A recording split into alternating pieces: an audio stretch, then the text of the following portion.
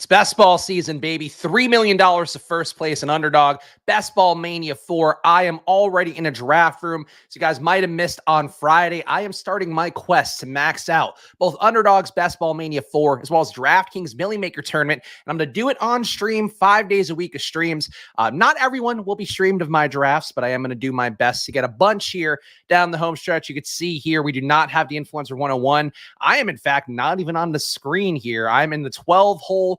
A bunch of non-badges, it looks like, but a few badges in here. Chi-Town True, B Burgundy is what I'll go with for that one. TJ803 and Gordo at the end of the draft. What a treat here. And shout out to all you guys who are hanging out with me live. I appreciate it. Of course, my pal Pete Overs at stream still going, trying to thread the needle of not competing too much with his streams, trying not to compete with the ADP chasing guys and the Badge Bros guys and whoever else is streaming. But God damn it, we're going to do 5 days a week of drafts on here. And that is my promise to you. Shout out to the chat as well. Good morning, folks. Steven's in here. Robert was trying to get in. I don't think got into this draft. So it's always going to be the thing here. If it's draft time or the stream time, rather, is going to be 11:30 East Coast. Just try to get in at like 11:29 East Coast time. That's usually the process here to get in a draft with me. But honestly, with Best Ball Mania filling up a lot faster, these rooms filling up a lot faster these days because people are trying to get their entries in July and August. Might be tough to get in these rooms together, but give your best shot. I certainly will do the best I can to give you guys a ping or give you guys the skeleton key to draft along with me here.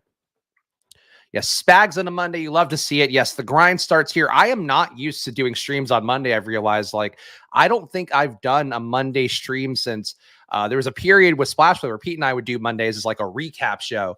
I don't think I've done Monday content since that period. So deal with me having a lot of brain fog, a lot of news going out there. Anthony Richardson got nose surgery. I just saw on Twitter, nothing serious, but I guess he wanted to get his septum fixed up because he felt like he wasn't breathing enough. So never want to see procedure on Anthony Richardson to lead off a tweet. But besides that, doesn't seem like anything too germane news-wise for what I'm trying to do. The usual players moving around, which we'll talk about over the course of this draft. And this is not a Spag Stacks draft, so I can draft whoever I want here. Obviously, the back half here, we're going to get some interesting wide receivers available, maybe the CeeDee Lambs, maybe the Amon-Ra St. Browns, more likely the Garrett Wilsons and the Devontae Adamses, both of which I'm very happy to get more exposure to at this point. But being at the back here at the turn, always going to be a fun way to try to strategize. Sorry, Robert, you missed it. I tried to get it in, but like I think there were 2 spots left when I saw your chat. So it is a tough needle to thread, but it's the best shot you got here, guys. 1 minute before the stream starts, just get in there and hopefully we can lock it up. But you'll get a shot again tomorrow. As soon as that stream ends with Pete, I'll be hopping on for another stream here on the Splash Play channel. I don't think we're doing the doubleheader tomorrow. I have to actually check in with Pete. It'll probably be just 1 stream on his channel, then I'll hop over here. But definitely you'll still get a chance to draft with me one way or another. Come hell or high water, you'll get to draft a team with me. It's tough. I'm not used to picking this late in a draft. I got to be honest.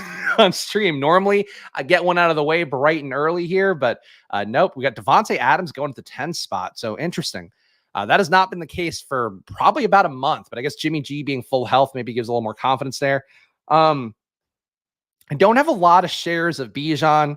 I do think that's something I wouldn't mind upping here. The CeeDee Lamb, Amon-Ra St. Brown start, never going to be something that I'm mad at either. Man. And Garrett Wilson's still pretty good. But I think let's just take some ADP values to start this off. We'll take Bijan. So a little bit of a running back piggy here to start. Of course, I do have to hit the GIF. I'm legally required to hit the GIF of me scarfing away at running backs here like an adorable pig, taking a running back early on, not the preferred way I like to draft, but definitely still a viable option for guys like Bijan. And I am definitely under the field on the first round running backs overall, including Bijan. So to me, getting some Bijan exposure, something I want to tighten up down the home stretch. As a guy who I still think is going to be fancy Tyler Algier, and Tyler Algier was great last year, so it's not even an insult to say that Bijan would be fancy Tyler Algier. But I have 3% Bijan overall, so this is the time for me where I was really hoping there would be a dip period on Underdog. There has been a little bit on DraftKings where I've seen sometimes Bijan going in the late teens, sometimes in the 20s, even in some rooms. On Underdog, that dip period does not come, and I don't think it's going to come. So for me now, it's just like, all right, we'll buy Bijan at 12, and that's fine. And I would like to get to 8% of Bijan. I don't know that I will. I still don't even know that structurally, as we've talked about sometimes on these streams, that I should even be trying to get to 8% of the first round running backs, because I don't believe that you should necessarily be trying to be with the field on first round running backs with how the position has shifted. Some of the articles on The Athletic over the weekend, they even talked to Matt Forte about how he would handle, an older running back, how he would handle his process as a guy who kind of went through a similar thing of wanting a contract, eventually getting one. I just think the running back position has shifted enough. And, it's definitely a concern for me for guys like Eckler and McCaffrey. But for Nick Chubb and Bijan, especially if Chubb is not going to go at the 11 spot, those are two guys in particular I would identify that I think have the chance to be an RB1. They're not going at RB1 draft capital right now. So those are guys that I would want to get to. Good morning, Spags. My favorite gabagool in the biz. Thank you. I'm glad that has become a thing with Italian people, where you could just say gabagool and it's not even a real word and it could be an endearing thing. We are the only race out there that you could just make up fake words and then go like, "Yay, you're cool." It's Asian people no longer have to deal with that. So the Italian people will be strong enough to take the brunt of that one. Two used to be 108 to 112. There was a stretch here, and this is the thing too, I would say to anybody who feels like they're getting bad luck with a randomizer spots for their picks. I think that it all levels out over the course of 150 drafts, or it should start to get closer to there. But even 150 drafts is not the biggest sample size, so it is possible you end up a little bit light on your 101s. I've seen some people tilting on social media about that. But definitely you go on these runs here. I remember there was a period where I was going 8 through 12 every single time out. Then I went on a really big run of 101s, both on stream and off, which now got me to the point where I'm at, I think, 13% Justin Jefferson. I don't expect it to carry on, though. So now it's like, all right, once you get those 101s, you're not going to get a lot more probably at that point. So my run of Justin Jefferson picks might be done, honestly, relative to my overall portfolio. But again, if you are putting in like 5 entries, I wouldn't expect to get an even balance of like 101s and stuff, just because you're not putting in the full amount. And even then, 150, like you probably need 1,000 entries overall for the random number generator to start to level out. GM nerds, GM, are we just razzing people? I know James is a good guy. James coming in here giving people wedgies to start the draft. Crushed a veal and spare rib spaghetti last night. Moi Divine. My wife will not eat veal. So that's something that her family actually decided overall that they don't eat veal. I think maybe their mom still does, or my mother-in-law still does. Veal is the saddest like food out there. Like I love veal, tasty, veal Parmesan, one of my favorites. I think better than chicken parm, but veal just like sits, like they just get to stand in a box. Like that's their lives. Veal is the most depressing, delicious food you can have. Venison also, if we watch Bambi, obviously very depressing, but delicious food that works in a variety of things. Like you make a pasta with venison, you can make a steak with venison. Once had venison in American Legion. Oof, boy, those former soldiers really know how to cook up a deer. I'll tell you what. Yeah, it's sad, but I didn't do it. So there you go. Yeah, you just got to not think about anything food related. Like you start to unpack I'm never going to be a vegetarian guy. I've tried to do pescatarian once in my life because I was dating a pescatarian, and that was okay. But man, I can never do vegetarian. Like I need protein with every meal. Like I need steak. Absolutely need steak. So I can relate to that as well. But any of these foods that you think about it, it's just like, it's fucking sad. It's sad that they're just giving it up for us. But then you take their soul, and that's where you get their power. You can taste the nihilism in the feel. There we go. Oh boy, this is an inappropriate joke. Your wife looks so beautiful in that photo from the Tyler from the Barbie movie that you went to go see. So, not the Tyler movie, the Barbie movie. But I now don't feel comfortable with your jokes, Tyler. Now that I've seen you and your wife, both of you looking adorable together, ruined it for me. Ruined the bit. Ruined the character. My parents were vegetarian when I was a kid. It sucked. Yeah, as a kid, I think you want that optionality for sure. And kids are already picky enough eaters that I don't think you don't want to limit that too much. We could give Luca fucking chicken nuggets or whatever. They'll throw him across the room like a little asshole. So I think, just giving him lentils probably wouldn't go too well. As someone who's in a box on my screen, let's not downgrade veal. That's true. I am the streamer version of veal here. I am just deteriorating. Trevor Lawrence at 31. Oh boy, that is not a good one. That is not. Oh boy. I have Trevor Lawrence. I've said this before on stream. I know people in our audience love Trevor Lawrence. I know our guy Best Ball Enjoyer, who does a lot of tweeting in the best ball space, and I've enjoyed seeing him work his way up in terms of just social media engagement and all that. He loves Trevor Lawrence. I have 6% Trevor Lawrence, and I have only taken Trevor Lawrence in the 70s and 80s, maybe once or twice in the 60s. You do not want to take Trevor Lawrence here at 31. That is a wild move. And his picks were totally normal here. Like, I don't know if he got mad about not getting Josh Allen back. I don't know what the deal is with TJ. Could be a Q timeout thing. But if you're reaching for Trevor Lawrence at this point in the game, you are in a best ball mania. You are going to be in a tournament where a lot of people have this guy as a huge discount and also have him knowing that they got Ridley, knowing they got Kirk. I don't think that is the right pick to make there personally. All right. So we got interesting pocket here, some fallers. This isn't a badge heavy room necessarily. Do I need to take Josh Jacobs though? I don't think so. Let's get Jahmyr Gibbs. We'll take one running back. Take another young running back here because we do have the Dallas here. So we'll take some week 17 correlation. And now we are going to run away from running backs for a little bit. No pun intended. I am going to take Jerry Jeudy here. A guy that I just want to up my exposure to. I don't know that it's actually the wisest to take Jerry Jeudy because I'm not going to get Mike Williams back. I suppose I could try to get Quentin Johnston later for that week 17 correlation with Denver and the Chargers, but Jeudy is just a guy I need to get more of. And I have enough Christian Watson, as we talked about. I have two players that I spent over $1,000 on in drafts so far. That is Michael Pittman and that is Christian Watson. So for me, I think I'm willing to get away from those guys. For Josh Jacobs, reading that Matt Forte article, so Matt Forte recommended for all the running backs that they should just sign their franchise tag and then hold in and like basically work out there every day, like be around the team working out, but not play a single game and not play in practice either. Josh Jacobs, apparently a lot of the reports around him are that he's so spiteful that he might be willing to do that. His one quote that he's given was like, let's see them do it or whatever about the potential replacements for him. Guys like Zamir White coming in and do his role rather. So I think Jacobs, that's why I'm not taking him here, was A, the correlation with CeeDee Lamb, and B, I think there is a chance that Jacobs is the long holdout. I was initially going the way of thinking that Saquon signing his deal signing this 1-year deal that's basically an amplified version of the franchise tag, that sets the market then, and then Josh Jacobs will do that. And instead, I do kind of think that Jacobs might be the one who holds out, and in spite of himself, perhaps. But we'll see. We'll see. Obviously, the market's been set. So I don't know how Jacobs is going to get it a lot better than what Saquon got. Madison going at 40, by the way. This is a weird draft for him. Madison does not often go ahead of Najee. Madison's ADP cannot be this high, right? Yeah, 58 ADP.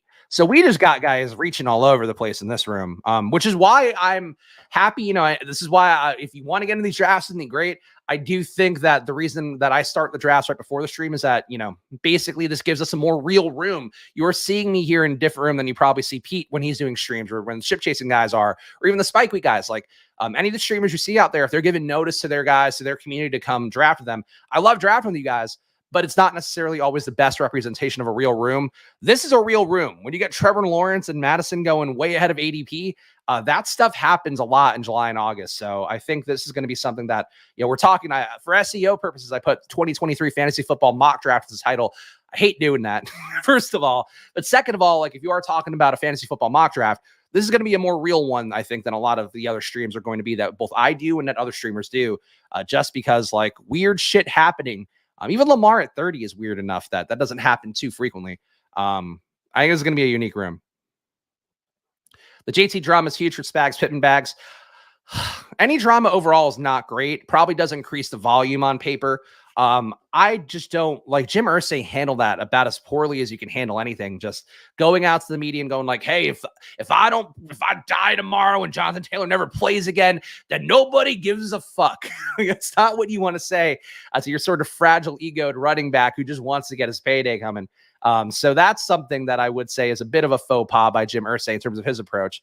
But definitely one of those things that I would have handled it differently. I don't know how you handled it at this point. Jonathan Taylor seemed like he was ready to come back, was ready to not even play with a new contract. And then they've, with the market being what it is, then Jim Irsay giving us quotes, he now wants a trade. And I'll tell you what, nobody's going to trade for him. Like nobody's going to offer anything. If they wanted to offer for a running back with miles on him, they would get Dalvin Cook for cheaper. They would get Zeke for cheaper, Fournette for cheaper, even Kareem Hunt for cheaper. I think that's the kind of thing where I don't know if there's a market for him, but now the situation with the Colts is so bad that they think the Athletic said maybe the Cardinals could trade for him. I don't see that either. Like James Conner's just a kind of slightly older version of Taylor in terms of what those guys are. So I don't know, man. I don't know what the out is for Indianapolis at this point, but it does probably bode well for, just more touches, I guess, for everybody else in that offense. But you want to have good players out there. Like that's the thing that we talked about with Seattle that I think Pete doesn't see the same way, where he's like, oh, JSN's going to come out there and steal targets from DK Metcalf. And it's like, no, you want the T. Higgins, Jamar Chase effect, where Jamar Chase is a lot better with T. Higgins on the field. But you know why? Because T. Higgins is fucking great, and he draws a lot of attention away. If you don't have Taylor out there, you have Evan Hull and Zach Moss playing running back. Like, there's not a lot of attention drawn away then to kind of open things up in the way you'd want to see for that offense overall. Irsay handles situation poorly, though. Who could envision such things happening? Yeah, I mean, who would have guessed the guy who loves mashing pills in his face would have some bad decisions here? And speaking of mashing pills in his face and bad decisions, TJ here taking Justin Fields after reaching for Trevor Lawrence. And he's a red badge too. So TJ has been around the block. I don't get what TJ is doing with this team. Maybe he's got the sports almanac in front of him. He's pouring through the pages and he's like, it's going to be a really big week 17 for Trevor Lawrence and for Justin Fields. But boy, that is not how you would use draft capital, I think. Not the way I would do it, at least. If you want to take 2 elite QBs, honestly, you can talk me into that.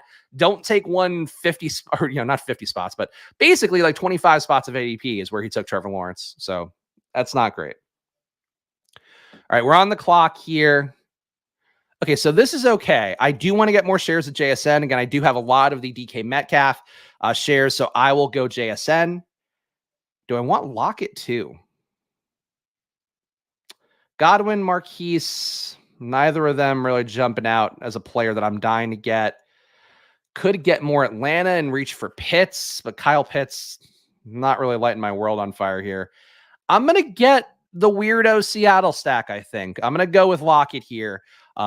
Just kind of thing that I like to do for my portfolio. And as you guys see me stream more this week and see me stream more than, these last 5 weeks here before the season does start, I'm going to be trying to level out a lot of the shit that I know I have my bags packed for. So like DK Metcalf, if I have 20% DK Metcalf, I do want to have at least the Fields exposure at the 8% or more of JSN and Tyler Lockett, because I do think I'm going to be right with DK Metcalf. I think that he can unlock another level. That said, JSN and Lockett, both great players. It's entirely possible that Metcalf does come down to earth and guys like Peter Wright. So I like playing some share of both outcomes, but I'm still leaning my best foot forward with the probability I think is most likely to happen. And the probability I think is most likely to happen is that JSN and Lockett are good, but Metcalf jumps a level because of those guys being good.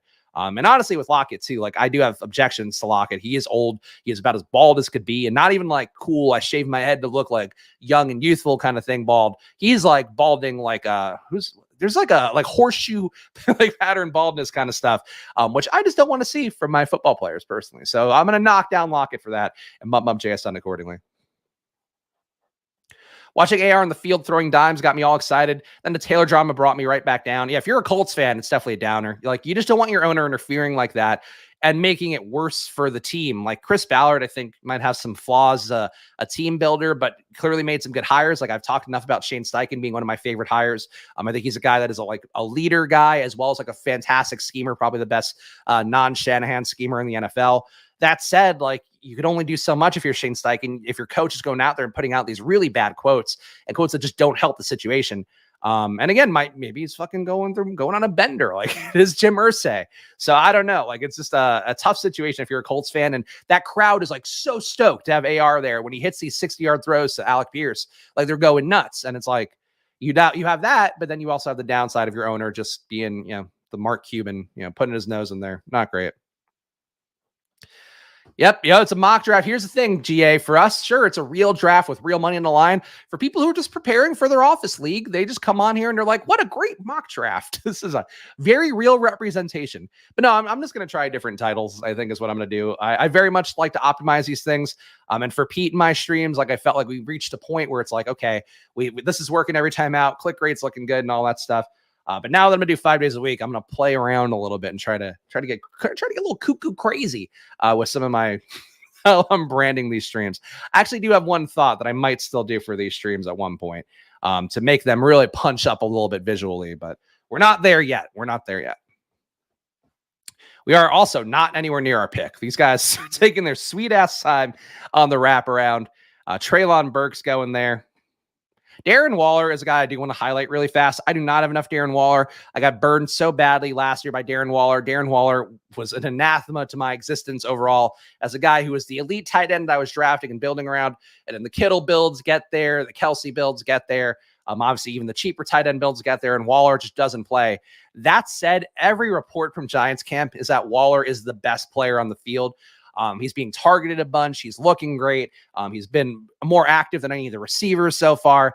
I do think that Waller is another guy that, naturally I should have wanted to get a little bit more. But at this point, I mean, it's not going to shock me if he starts to come up. Well, Goddard, I think, got a little bit ahead of ADP here. But I think that Waller is going to more safely get into this Kittle Goddard range pretty soon, which is how the drumbeat of camp reports is going. And I would say, for me, for you guys too, like I would try to get Waller now just because that price tag is going to start to get basically close to where it was last year. And he's a year older. He's been injured for a while. He's been around the block for a while. He hasn't played a ton of snaps because he was a little bit of a slow ramp up guy to get into the league. But still, like he is, I think, 32. So, there is the risk profile there, but he's just been so lights out and such a key part of what the Giants are doing. And apparently just so much better than everybody else they have. He's 30 turns 31, and I think he turns 31 this year. So yeah, that's Darren Waller for you. Old, injured, been around the block a few too many times, but he is looking so good that you probably have to force your way to him a little bit more. Only streamer you hear the word anathema. Thank you. I appreciate that. I will take whatever reason you guys have to hit the like button. Of course, appreciate it here on this channel as we're trying to grow things, trying to get to 3,000 subs here on Splash Play before the season starts. So please hit the like button. Helps us, literally does help us get seen by more people. Basically, if you hit the like button, it suggests it's more people who are like you, who enjoy the same content. That's how that whole thing works. So when you hear people pandering for likes or saying, smash the like button, actually does help out a bunch. So if you can hit the like button, I would really appreciate it. And show of good faith. That's really all. If you want to be my friend, give me that show of good faith. Spags, are we drafting backup Colts running backs at this point? I still wouldn't. I just don't know what the pathway is to them getting there, and it feels like they're just pure contingent value. If you were going to draft one, it does sound like Evan Hull is the guy, but we're on the clock here. Quentin Johnston's available, so we get our little bring back for Denver. That aligned perfectly in terms of the pockets. Also, two of my favorite rookie receivers here. Also, two of the highest drafted, so no surprise there with JSN and Quentin Johnston. Atlanta, Detroit, Dallas, Denver. Nothing Detroit coming up. Do I take the third running back? I don't have Miami, so I'm not going to get too... I'm going to take Javonte here. I took a lot of Javonte when he was in the 90s and the 100s. I have no issue taking him again here at 85. Just the guy that obviously him not being on the pup list to start is going to be a great thing for him. But also we have the bet on Denver. We have the little bit of Chargers coming back. So I think Javonte makes a lot of sense in this build. And I guess this is probably, I shouldn't go back to running back for a while. This is not my usual kind of draft structure where I'm hitting running back this early, but I feel good about my running backs. We still have we have 5 receivers. We have 5 receivers through 10. So I think, this is pretty good. This is pretty good. I'm happy with the start. Detroit plays Denver week 15. Now, there we go. So there's another thing that I do not look at week 15 and 16 just because I don't want to give my brain too many things to worry about, but always a positive thing in terms of adding up the correlations and all that. But going to Vegas for any of the main event or ship chasing stuff, I don't have the bandwidth to travel, unfortunately, with the baby. And also, frankly, with being delayed. As I've talked about here, part of the reason I am going 5 days a week here on Splash Play is that our good friends over at Football Outsiders have delayed payroll by now 3.5 months. So I am... and I'm also funding my own startup probably. So as a result, I don't have much money to spend on whimsy this summer, unfortunately. So that'd be one of those things where maybe if I were cash rich and really feeling myself, I'd go. But yeah, I'm a homebody. Like I like being around home. I'm either home or I like to be at an all-inclusive resort and very little in between. So that's part of my logic there. Spags, a running back piggy. Yes. I guess that's fair that I should have to play the GIF again. 3 running backs in the top 100. That is not my usual here. Just scarfing up. Oh, I can't imagine a team without running backs. I'd be lost. Wouldn't know what to do if I didn't have 3 cozy, comfy running backs. But no, no. It's funny that I am starting my 5 days a week of streams as like the staunchest 0 RB guy out there, even in these, adjusted ADPs of 2023. And I am just here drafting running backs. Willy-nilly, but I swear by it still. I still think 0 RB wins it all this year, especially with how easy it is to get to running backs early and feel good about. feel good about it and feel comfortable about it. But I got 3 running backs, so who am I to judge? They're young running backs, if nothing else. If I stack Dallas, Detroit, and Denver, Chargers, and Buffalo, New England, get some solid week 17 games, but also get really good week 15 and 16 correlation as well. Okay. I don't have any Buffalo, New England yet, but good to know. Such a long time between the turns. Really, it's hard. Like, out of all the streams to do, and obviously I can talk, like I can keep rambling for an hour if I have to. The ones that are the best are where you get the picks in, like, some decent timing, like maybe in the middle rounds. Because then it's like, okay, I'm stalling a little bit. I'm talking, I'm reading chats and whatever, giving my takes and all that, getting them out. And then it's like, oh, then it's a pick. When it's just you're waiting for the pick for so long, it's like, I don't even know what the board's going to look like by the time we get back, especially these assholes reaching all over the place. So we'll see what comes back to us here. We love youth at the back end. Yes, we do. Double entendres galore. Javonte's been so easy to draft lately. I wish I was in on him before July.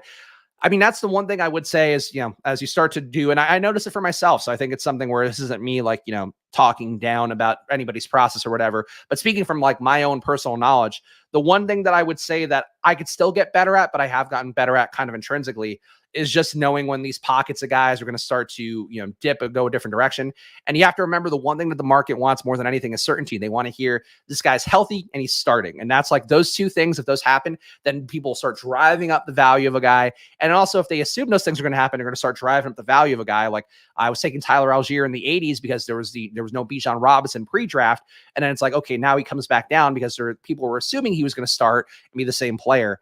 And I think for injury stuff, especially, if you just believe that this guy is young and he's going to get back out there, and guys under 25 recover from ACL injuries at a normal rate and usually get back to their full production within a year, you draft those guys and just don't even worry about it. Don't tune out the noise and whatever. And if you get stuck, then you solve the whole thing of like, hey, I'm playing for week 17. So is a little bit of a fallback and a little bit of a cop out. But I think that's one of the biggest lessons I have and still need to internalize more, where it's like just reading, hey, this guy's low, but the reasons he's low are not because of him as a player, not because of him as even his role in the offense. It's just because of that uncertainty part and people not feeling, people feeling uncomfortable. Like even Kamara still theoretically has some uncertainty with that suspension, but as soon as it's like, oh, okay, he settled the court thing, he's now locked into playing at some point this year, we know that, then people start drafting him heavily again. And it's not the best process by the markets, but clearly we know what the markets are going to do. From a newbie perspective, how are people handling some of the unsigned running backs could have some upside? There are some people that have been drafting them the entire offseason. Sometimes people draft them a little bit highly. I would say now it's kind of come out where these guys are all at the back of drafts with Fournette, with Cook, with, not Dalvin Cook. Dalvin Cook goes a little bit earlier, obviously, in the 100 range. But with Fournette, with Zeke and those guys, and Kareem Hunt would be the fourth one. Those guys have been getting drafted all offseason. That said, I really do think that at least 2 of those running backs, if not all 4 of those running backs, are this year's Will Fuller, is my personal belief, is that people are taking him. It makes sense why they would be taking him. But I do think there's a world where they don't get jobs and maybe get jobs like, in November or something. But I think there's a world where none of them exit training camp with a job. And I think that'd be worrisome for me. I run the clock here. I did say I should stop taking running backs, but I think this is pretty good to get Charbonnet here. And then we'll reach for Geno to lock up this stack. So we got Geno at QB, running back Bijan, Jahmyr Gibbs, Javonte Williams, Zach Charbonnet, receiver CeeDee Lamb, Jerry Jeudy, JSN, Tyler Lockett, Quentin Johnston. Feel like we could use a little more talent at receiver, but in terms of structure, I really need to not draft another running back for a while. But getting the alpha stack of Seattle here, getting full leverage against DK Metcalf, because I'm bringing in Charbonnet, I'm bringing in the 2 other receivers. I feel pretty good about this build, and I don't think Geno is going to come all the way back to me. So that's why that is my decision here. Best picks and drafts are Mr. Muth and Mr. Zeke. I don't know if I would say Zeke is a good pick. I mean, I've said this before. I think I said it on Friday. I think Zeke was brought to New England, and so is Dalvin Cook, because they're sending a message to Pierre Strong and to Kevin Harris and to maybe to a lesser extent Ty Montgomery to just be like, hey, we said this to the media already. We're now bringing these guys in and going through this process. If you guys don't step up enough here, we're going to bring in one of these guys, and it would be awful for Ramondre owners more so. But I think that's really why those guys are coming in there. Zeke, I think, is just, he's like a signal. He's like a signal a team can send. If you bring him in, you interview him, and you have him around camp, it's like, okay, hey, we have Zeke in. Here's what, just so you guys are aware, like we might bring Zeke in and he might, be a guy who's going to push you for your job. I think it's just a motivational ploy. Like Zeke is a walking motivational ploy for these teams right now. That could change if like somebody gets hurt, absolutely, and somebody will get hurt, I think, at some point in training camp. That's something that could be there, but I just think same thing for the Jets too, with Dalvin Cook and what they've been doing there. It's like they've had Michael Carter, they've had Zonovan Knight, they've had Izzy behind those guys. Like they basically know what they have there. So it's like, hey, are you guys going to be good enough? And we bring in Dalvin and we send a message, say like, hey, Carter and fucking Zonovan Knight, like go out there and earn this job to make us feel confident in case Brees can't go. But I wouldn't be shocked if like neither the Patriots nor the Jets sign any of these running backs, just because I think that's the kind of thing that both teams would do. I think Zeke is a guy that still has something in the tank. Zeke was better last year than I think people give him credit for. But he was still, negative EPA per rush, negative 0.05 EPA per rush, negative 0.16 EPA per target, negative 0.8% rushing DVOA, and negative 23% receiving DVOA. He's just like an average guy. 13% avoided tackle rates, also not good. Like Zeke's just a body. He's just a body that can earn volume. And I think, obviously, if he lands in a situation where there's obvious volume, that'll be great for him. If he doesn't, then, I think that he's going to quickly get outclassed. Like, I think the Patriots could sign him, and then they could still go, Pierre Strong's better. Like, and could quickly identify that. That'd be the risk profile if you're taking Zeke a lot. Ty Montgomery already got hurt in Pat's camp. Not sure he's back today. Okay, so there you go. So Ty Montgomery, then that could also necessitate a signing a little bit more so, because it does feel like Montgomery's been cruising towards having a role, whether it's a big role or not. Like I don't necessarily think it's going to be the biggest, but it did feel like he was cruising towards having a role. So if he's like out long term, or they just lose confidence because Ty Montgomery's been hurt a bunch, maybe that is something that expedites the Patriots a little bit more. But again, they said it to the media last week. Like it was in the Pat's beat reports that they said like they want to see more out of Strong and Harris, and if not, they're going to bring in a vet. Then they bring in the vets to talk. It's just like I don't know. I like reading the tea leaves like that, but I could be wrong. There's a lot of abbreviations for a Monday morning, Adam. You got to get used to it here on this channel. But the two stats I will say, just in case you are new around here, if you're not familiar with what I like to look at, EPA, estimated points added. It's a stat where basically it determines how every team, every player, every situation does. And let's say a 3rd and 10, it'll then weight how this player does in every 3rd and 10, and then determine then do they add points to what the expectation is of what a team would score in that situation, or do they subtract points? I think it's one of the best metrics. DVOA, as we talked about a little bit on Friday, DVOA, a similar stat, defense adjusted value over average, but it's still one where it basically like does reflect team status a little bit more and how the team's doing. But those are the two that I think are the most important. Obviously, a target per out run, yards per out run, those stats you hear people talk about, though, have been some social media talk this week about people maybe misreading yards per route run based on schemes. I try not to get that much in the weeds because I know that's kind of boring. So to me, it's just like EPA, DVOA, just cite them and have some idea. And if a guy's like got a lower number there, they're pretty much a volume player. All right, we got Denver. I think we take, all right. I think we're riding here for Denver. Dulcich, Wilson, these pockets have aligned very cleanly for these stacks. Thankfully, different bias for Geno and Russell Wilson. I did see my pal Pete drafted three QBs in the same bye week. Not the preferred situation for anybody. So I'm glad to see here somebody who also doesn't have any awareness of QB bye weeks, that these guys are not in the same bye week. Time on wide receiver on Underdog is annoying. Yeah. Same thing with what's his name? Elijah Higgins on Miami. He is a tight end or a converted tight end, but he is a wide receiver on Underdog, and he's theoretically the one guy who could take away Durham Smythe's perceived role or possible role. So yeah, that just happens sometimes. I've drafted, I think, 1 or 2 shares of Ty Montgomery just because why not? But I think, yeah, literally 2 shares of Ty Montgomery, it looks like. Not a Pierre Strong fan at all. They just got nothing behind Ramondre. Pierre Strong was good last year. Like, didn't get a ton of touches, but he was better than I would have thought. You point for 1 EPA per rush, didn't run a bunch, but a 30% avoided tackle rate. The stuff that I think is important, he did well at. They also gave him some red zone work, which is a pretty good sign for a guy who wasn't getting a lot of touches. But, it still comes down to just like, he's not a high draft capital guy. So he needs the opportunity, or he needs them to decide they don't want to give all the volume to Ramondre. I do think they're going to err on the side of not giving all the volume to Ramondre, but that's my personal bet. Obviously, the markets disagree. It's tough but fair, Adam. Look, I talk fast and I say a lot of acronyms, so you got to earn it here on this channel. But I will take the note. I will take the note. So Ross actually sent me a team with Cole Turner this morning. And of course, if you are a Splash Play community member here, part of the Splash Play family, I think is the official branding. If it's not, it should be. And that's on me. I will review 10 of your teams. Also, if you're doing like slow drafts and shit, feel free to send me the draft and ask me, hey, who would you take in this spot? And I'll try to get back to you pretty fast too. So that's another added value thing. But you can get that if you hit the join button down below, $4.99 a month. You get access to me as much as you want to give you some advice on strategizing. But Ross had drafted Cole Turner in a build. And I just think it's Logan Thomas. Like, I think Logan Thomas is old. I get why there's some, lack of enthusiasm there for him. But if you're going to talk about a player who has a skill set that's similar to Travis Kelce and an offense that's going to take a lot of principles for what Kansas City has been doing the last few years, it is Logan Thomas. Whether he gets hurt by week 4 or not, he's been hurt enough that I would certainly err on the side of caution in terms of your overall exposure.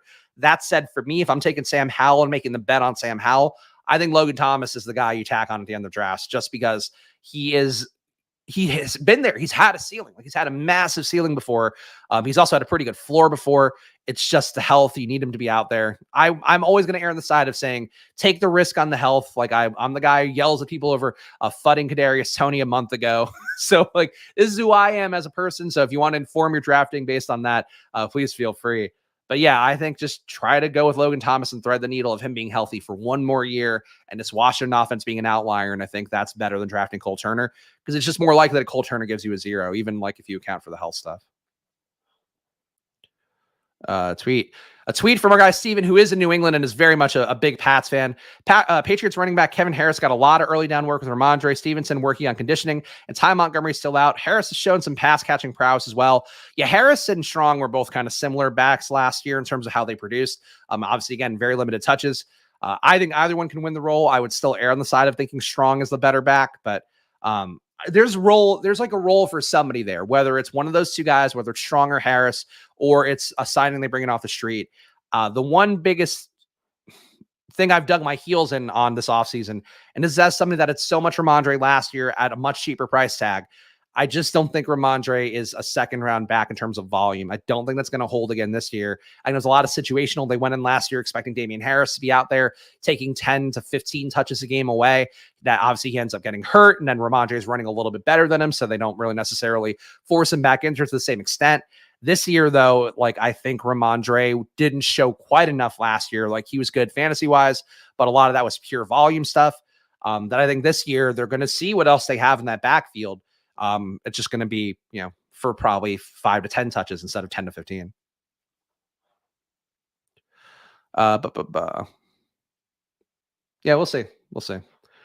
Definitely, and I always say it here too. Like, these are my takes. Your takes are going to be as valid as anybody's or as valid as mine, especially this point of the year. We'll know in September. We'll know in November how this all goes. But I try to read, in terms of teams' approaches and all that stuff, what they're doing and how they're setting things up. And damn it, I would have loved to have gotten Everett there. Okay.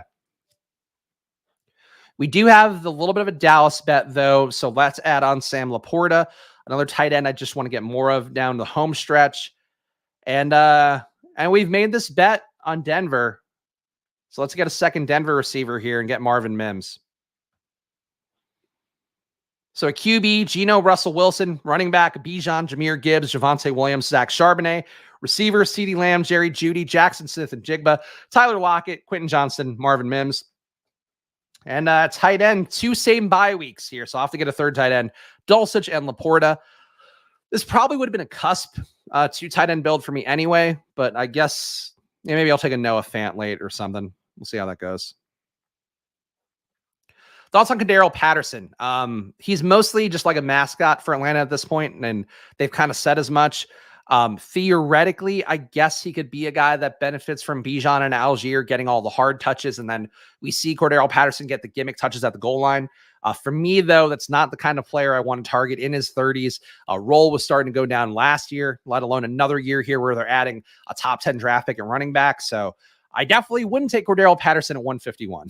Would be the short way to say that. If you want to take Cordarrelle Patterson, you can literally take him at the 18th round. I don't know what TJ is doing here. TJ is just drafting purely off of vibes. 50 picks ahead of ADP for Cordero Patterson, and then 34 ahead of ADP for Trevor Lawrence for him. So yeah, don't take Cordero Patterson at 151. Poor TJ here. I feel like I'm like just beating up on this guy, and I really would have thought, see a red badge, usually you're like, this is going to be a logical drafter, if not a good one. Not a lot of logic going in this build so far. Rookies. Look, I love the rookies. I always will. Rookies that, that grade out well, that come from some sort of degree of prestige, always down to get there. Curious to hear your opinion on KC wide receiver situation. So I've talked about this a little bit. I still think the bet to make is on Kadarius Toney for all the stuff that we just talked about, the injuries and all that. It does seem like he's still cruising to be ready for week 1, despite having the knee touch up on his meniscus. Never great to have a knee surgery before the season. That said, it's like a 5 to 6 week recovery. He's him knowing the offense better is the main thing to me. All the signal and noise from them all offseason about him being the wide receiver 1, I don't think that's bullshit. So I still think Kadarius Toney's the guy. That said, and I said it on Friday, so I apologize for repeating myself, but always trying to, pay attention to what new people are asking here. I would still rank it as Kadarius Toney, top receiver. Sky Moore would be my number 2. MVS would be my number 3. Then I would have Rashee Rice, number 4. And Rice, too, has been getting some of the gimmicky Toney touches. Not the kind of player he was in college, so I don't know that actually holds for him. Sky Moore is much more of the rub route kind of guy, the behind the line of scrimmage route kind of guy. But Rashee Rice getting that work, certainly a positive thing. And I would say Richie James, to me, a little bit of fool's gold. I would take Justin Ross ahead of Richie James. So my ranking would be Toney, Sky, MVS, Rashee Rice, Justin Ross, Richie James. Sorry. Rashee Rice is great in college, man. He played at SMU, so it doesn't matter that much, but tremendous target earner, great boundary receiver. Not a guy you'd expect to be running those kind of, those gimmicky routes that Kadarius Toney would run. But yeah, Rashee Rice, 38% target per out run in college, 0.22 EPA per target. But again, he played at SMU, 10.4 targets out wide per game, and just 2.7 targets out of the slot per game for Rashee Rice. But that many targets, like 13 targets per game, it's at SMU. So like he was playing against with the old analogy of future accountants and whatever. But still a guy that like earned targets at a high rate. You always kind of have to raise an eyebrow at those guys. Patterson will be used as a receiver gadgetry guy. So I see value in the 17th or 18th. Yeah. If you're playing Atlanta and you're not getting Algier and Bijan, I could see the logic in taking an 18th round stab at Cordero Patterson. But I wouldn't take him at 151 is the main thing at this point. But yeah, I think that's fair. If you believe in the Atlanta offense, like, I would say if you're betting on Cordero Patterson, you probably should have like Ritter and London or Pitts, maybe both. But you're basically making a bet that Atlanta is maybe more of a passing offense then, and they're not just handing the ball to Algier and Robinson 50 times a game. But I think the most likely outcome is they're handing the ball to Algier and Bijan Robinson, not 50, but like 35 times a game, probably, and touches, not just straight handoffs. I've heard people say KC will be more run dependent than in the past. It's possible. I mean, you want to keep Mahomes healthy and keep the pressure off of him. And they do have a good running back room now. Like Pacheco was good last year, and he'll be another year improved. And then if Deneric Prince is anything, he'll be there and in the mix. Oh God, do I really want to just keep going heavy on Denver? I mean, I didn't take Cortland Sutton, so a bet on Patrick wouldn't be the craziest thing in the world to do. And I've got 4 running backs already. I am going to take Tim Patrick here. At least at the first pick. What do I do with the second one here? I would like to get in one more running back, I think.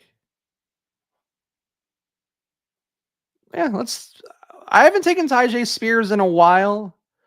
I'll go Tyjae Spears. No correlation or anything super obvious there. But we've got 7 receivers and 5 running backs and spent a lot of draft capital at running back. So I think this was I think we're in luxury mode for these next few rounds. I like rookies. I mean, this is one of my biggest bets too, is not just the rookie running backs. And I've said it before, on stream, that one of my best teams that I thought was really fun was all rookies in the 0 RB build last year. So I got Cook, I got Dameon Pierce, I got Kenneth Walker, I got, of course, Tyler Algier, who has been in a lot of my lineups last year. So like that worked out well. And I think that one had like Hassan Haskins and Zamir White on the back end. It had at least one of those guys. So that's like the upside and the risk profile of rookies right there. The guys I'm starting to worry about the most at running back are like rookie running back, rather, Chase Brown. I still have a lot of him, but I don't know that his role feels like a lot of contingent value. That said, he's like been working with the first team a little bit, and he's basically the straight mix in handcuffs. So I think that's kind of interesting. But yeah, rookies are always going to be good bets because you're playing for week 17. It's all about the balance, though. Like with this team, like, yeah, I'm relying on rookies, but one of them is Bijan, one of them is Gibbs. So like these are guys that have a week 1 role. The issue is when you have all rookies and they all have like week 17 roles. You then want to have that kind of flattened out a little bit where guys who can carry you through the beginning part of the season and then, can hopefully make seed and make room for the rookies at the end of the year. Zero Chase Brown. I'll die on that hill. Chase Brown was a big time volume earner in college. Like Illinois fed him the ball stupidly much, like way too much, but 29.8 opportunities per game for him, intended touches per game for him. So 27.3 of those were rush attempts. He was better catching the pass, though it does sound like Chase Brown is not in the mix to be the third down back. That's going to go to either Chris Evans or Travion Williams.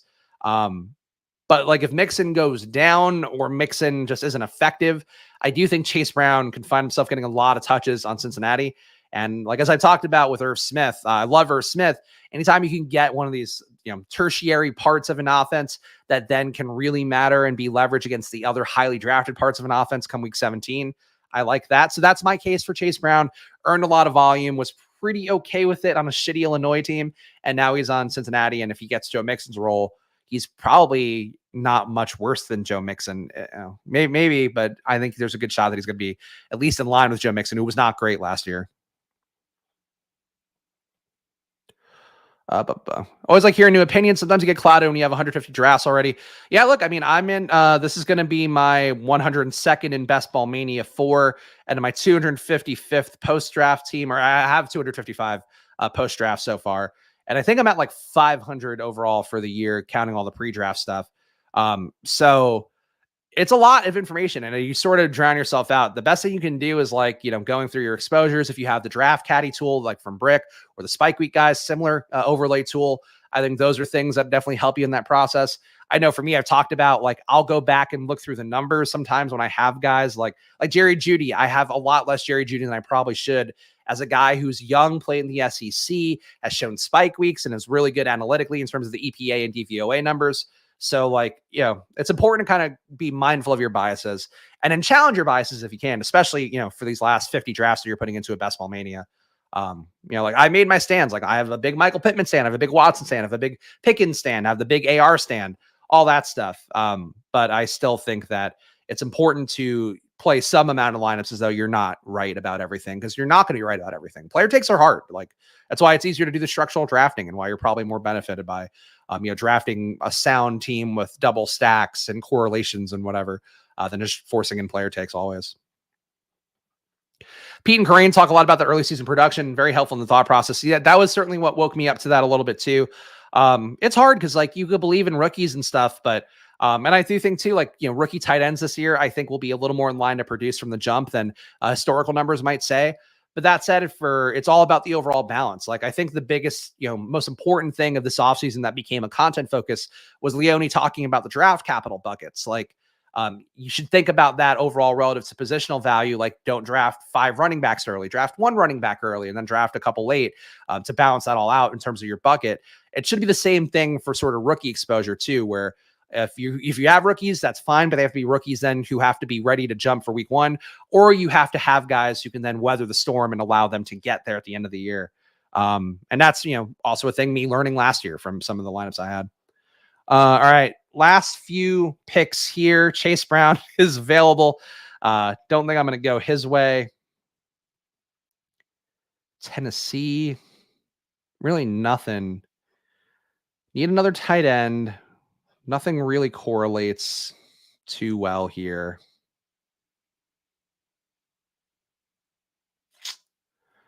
I'm going to take another Michael Mayer share, who is my default. I just want to get some more upside at tight end in. And I got another rookie, so Matt can razz me appropriately for that one. And I think try to add an 8th receiver. Is Tank Dell still available? All right. Tank Dell we'll take because we do have the Tyjae Spears bet. Houston and Tennessee will play twice in the playoffs.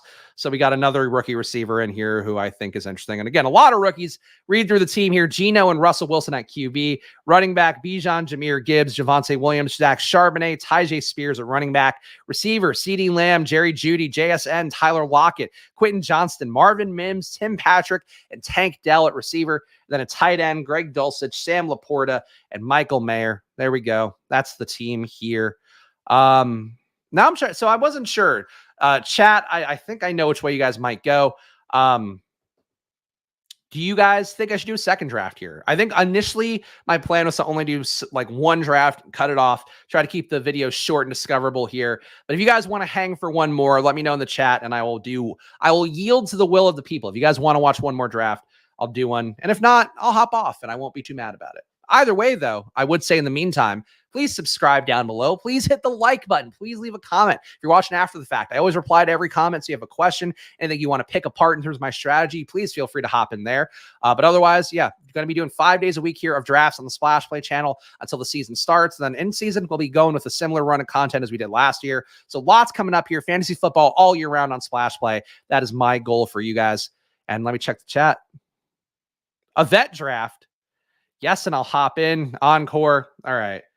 Well, you know what? I don't think we need to finish out this draft. No offense to these guys. I don't even think they're in the room. So if you want to play along with me here, use the promo code SPLASH. I am entering another Ball Mania IV draft. We'll do a double header here. And maybe tomorrow we'll keep myself limited to a single header. Of course, Ball Mania IV, the preeminent tournament here, the biggest money prize you will find in any fantasy football tournament out there. $3 million to first place. Great way to spend your money. And great time. Great time as well. All right, we got 12 draft spots. Did anybody get in? Because I did do that pretty quickly. Oh, didn't Sam, haven't you had a tough morning? I saw a little bit of Peach stream. I don't know how it went. Steven, I'll hang, but very okay either way. I appreciate that. Subscribe, you bitches. I don't know why my immediate mind went to go to Rick James there, but sure. But yes, to start off our 5 days a week of drafts here, we'll do a double header, but be prepared though. There's going to be some days where I just do single headers because I want that sweet discovery. I want the people to come and go like, wow, I can't believe how smart this guy is and also handsome. And he seems like a really competent father and, and partner. Would love to subscribe to his channel. That's the hope. I was waiting in one and you ended up in here. Edwin, are you Rican Savage or are you somebody else? Because Rican Savage is the name that jumped out to me, of course, as a fellow Puerto Rican who just got to see the motherland for the first time. How's it going, Spags? It's going well, Short Gamer. I appreciate it here. Starting the grind here of more drafts on stream. But also I'm excited because this is a reason for me to do drafts every day. So I'm feeling good. For one good draft in the books, I would say, with that first one. Really had Denver and Seattle stacks fall right into my lap. They didn't get any Pittsburgh bringbacks on that one, but what are you going to do? What are you going to do? Can't have it all. It may seem like I have it all, but I cannot have it all. Oh, there we go. All right, he is our Rican Savage. It's Edwin, so we know that now. I'm on the clock, and yes, I will take a Fallen Cooper Cup. Thank you. Cooper Cup. Oh, thanks. You could be a bad father, we'll still watch. Okay. Well, good to know. I'm going to really tune that kid up when I pick him up from daycare. All right, anybody want to join Primetime KG in a BBM draft? Go ahead. Stephon Diggs. So nothing too crazy so far. McCaffrey at the 3 hole is, not a crazy one. Sometimes weird to see on stream with how much a lot of our stream drafts do love spamming wide receivers, but nothing too crazy. Still think that Diggs should flip Eckler. But besides that, it's a pretty normal draft start so far.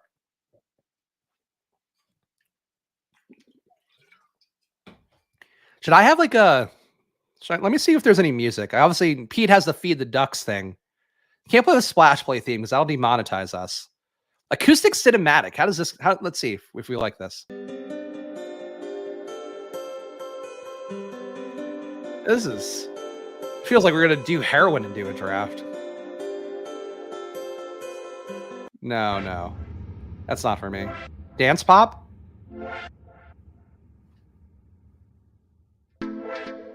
Really taking a while to hit the rhythm here.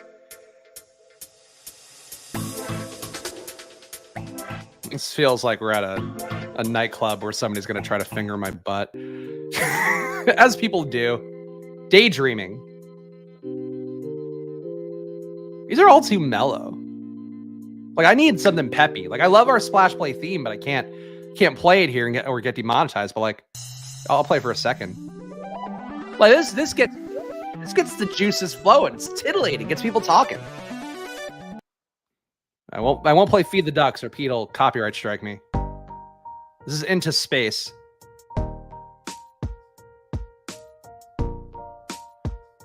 It doesn't really fit my vibe, I don't think. But all right, making a pick here of Chris Olave. Just gonna build out some zero RB shit while I keep clicking through songs. Lo-fi.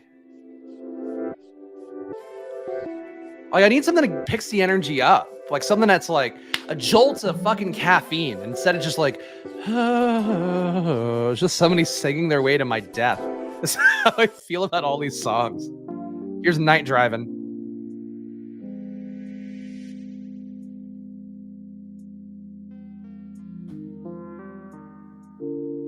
I really thought this was going to be a little more 80s-ish. Like Drive, the film. All right, the last one here is Rock. Ooh! This is how I rock. I also like fucking know how to play guitar, and yet I'm playing guitar like this is how people play guitar. Yeah, you know how when you play guitar, you hold it up to your head and you strum.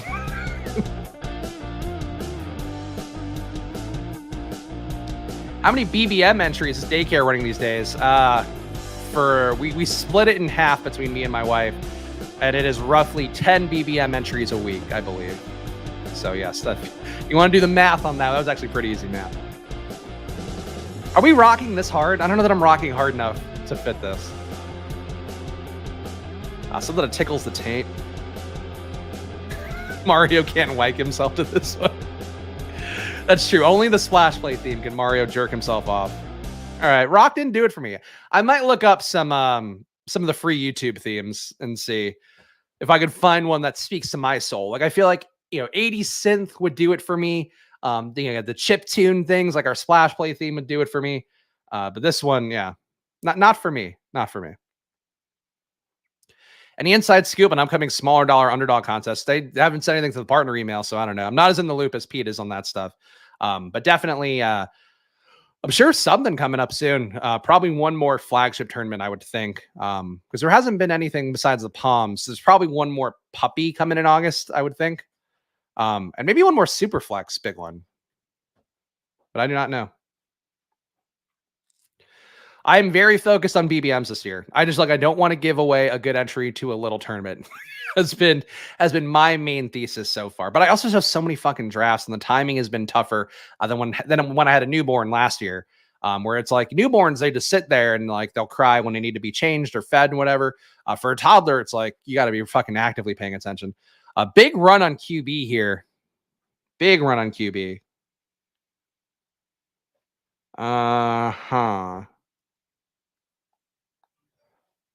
Ramondre falling a little bit, but gosh, I just don't want to bite that bullet. I do want more Mark Andrews, and I'm not getting enough of him lately. And so much of my Mark Andrews comes with Dolphins, especially with Tyreek or Waddle, obviously. So I will take Mark Andrews here for my elite tight end. Though this would have been a pretty good Waller build now that I'm thinking about it. Oh, well.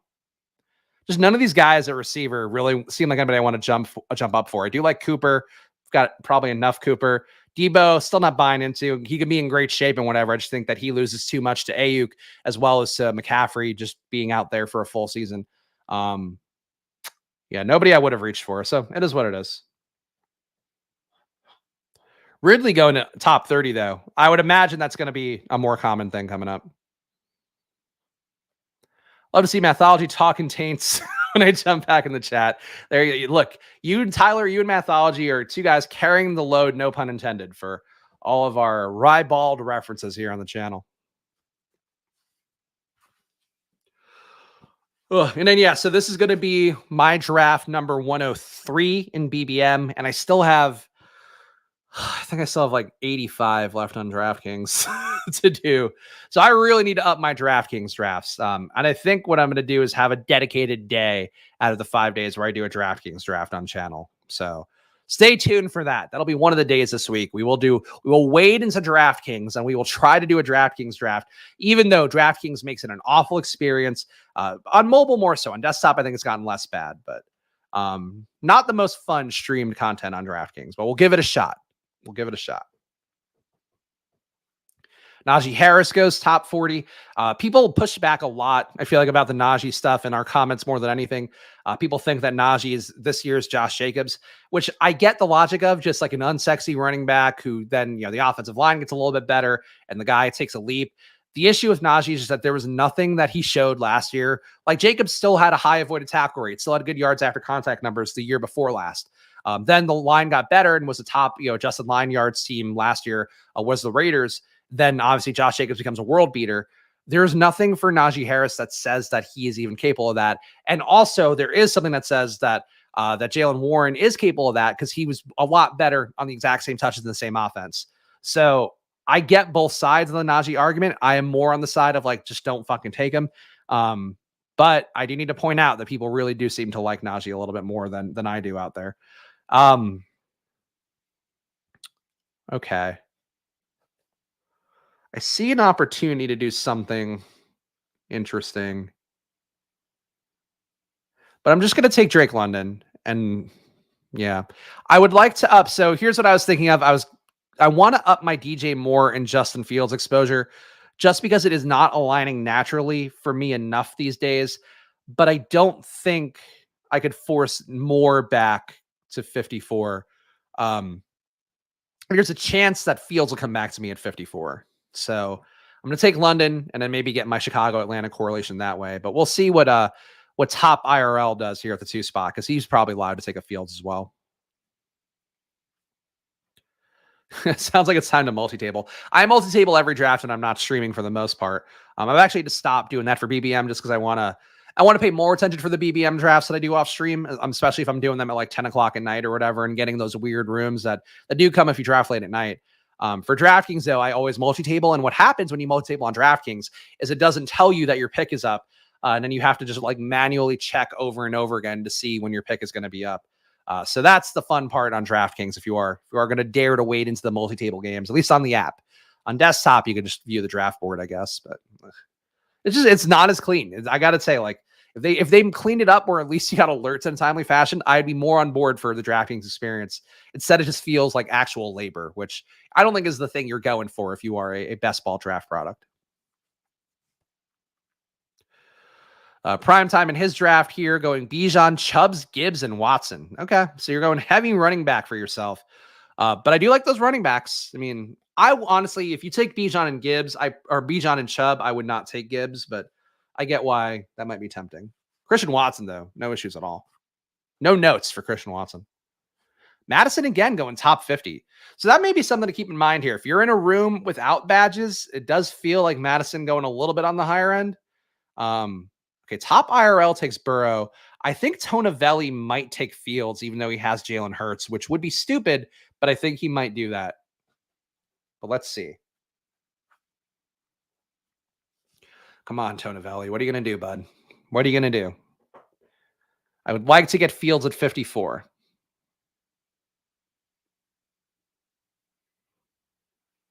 Clock ticking. That really making me sweat it out. There, yep. God damn it. The thing, too, is I bet if I took more, he still would have taken Fields in one of these spots. So it is what it is. We got Drake London instead. But there we go. I think it's just whenever one person takes more, it's just the signifier that like they're going to take Fields or try to take Fields. But yeah, this is not a good usage of draft capital. Hurts and Fields, like, especially because he got such good running backs too. Like, he got 2 guys that would have been number 1 picks in another year. Just take another receiver. Like, just, you got to dig out of the hole and start to get receivers in, and he would have a pretty nice team, but wasn't in the cards.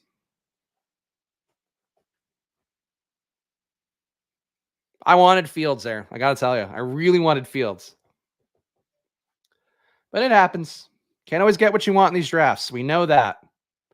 All right. Rams, Nollins, Atlanta, Baltimore. Nothing here screaming out. Godwin falls so much that I don't really need to do that. Oh. I hate Deontay Johnson. I hate Deontay Johnson so much, but I want 8% of Deontay Johnson, so I am going to get there. Tough pocket. Would have liked Fields, would have liked Ayuk. Didn't want to reach for JSN again. Didn't want to reach for Godwin given how much he falls. Backdoor Herbert. I don't love the backdoor Herbert.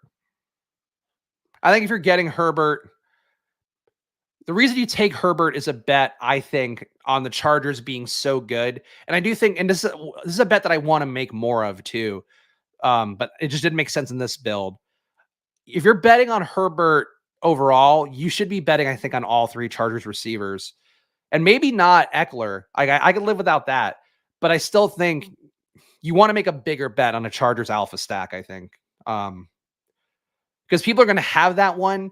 And I also think that if Herbert is good enough, like all these guys are going to have monster years. Like, Quentin Johnston's going to have a monster year. Yeah. But I think really Keenan Allen and Mike Williams will have years that, it didn't even seem like it was possible for them at their age and this stage of the game. So I prefer Herbert as like the full, like you make a committed effort to get it all, I think. Yeah, that was tough.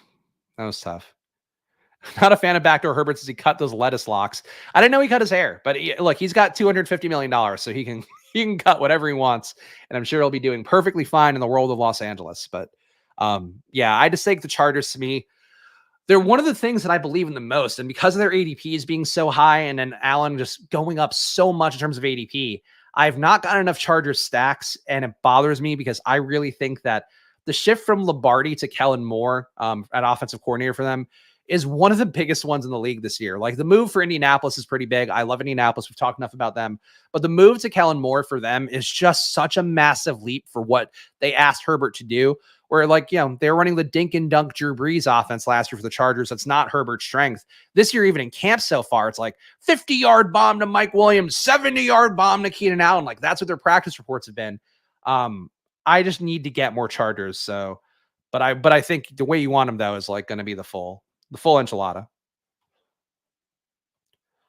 But it's one of those things where I'm seeing it in real time that I need more exposure there, and I can't quite wrap my hand around it fully. So maybe I might need to start settling for backdoor stacks, honestly. All right, what's going to happen with Dog Walker? All right, they take Addison. So we have a little bit of a bet on Baltimore. We have a bet on the Rams. So Dobbins makes sense. Akers makes sense. Evans makes sense. We can always build out AR. So Pittman always makes sense. Seattle's dried up though. I'm going to take a share of Cam Akers. Would have had no issues with Dobbins there, but Dobbins is falling a lot because of the hold-in. So we'll see. We'll see what we get on the way back. Burrow falling to 60s is too much value not to take it, I feel. Not unstacked. Like if you have one of Chase and Higgins, yes, you absolutely should be taking Burrow. You should take Burrow at ADP still. He falls in the 60s and you're going to take him with Boyd and Irv Smith. Does a little bit less for me. But I do think though, if you are going to take Burrow, then like Mathology was saying and talked me into with Herbert, if you are going to take Burrow in the 60s, then make sure you get like Boyd and Irv Smith. And I would say at the very least Irv Smith. But I would try to get those two then, because you're basically then making this team a bet against Chase and Higgins for the finals. And you want to have, I think, a double stack still. You can take Mixon too. But I would still want a Burrow double no matter where you're taking them. J. Herb with QJ, Everett, and Palmer. Quentin Johnson and Palmer are eating from the same plate, though. Like, they're competing for that wide receiver 3 job, and it's going to be an uphill battle for Palmer. But I guess if you're not taking Allen and Williams, then you could kind of say that Palmer's a bet against one of Allen and Williams. So I can see the logic. It's just not the sexiest correlation, but and for me too, because I don't have enough Herbert, I really do want my Herbert to be the pure uncut Herbert, where it's saying like he's the guy that's going to drive this entire offense this year.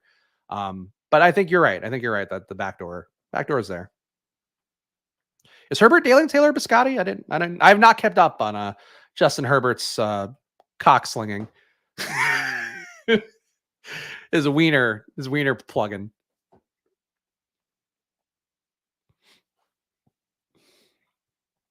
Nothing they've done camp-wise has said, though, that they're going to... I don't know if you guys saw that. There was a lot of spit coming out of my mouth on that one. Those are the things that make me die inside, even if they don't come across on camera.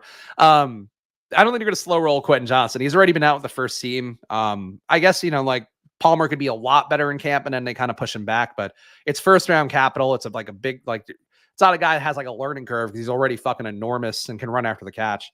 Yeah, I don't think there's a lot of chances for him to flip. All right, on the clock here, though. Do you need a 5th receiver? Again, I didn't get Seattle on this side at all, but I am going to take George Pickens.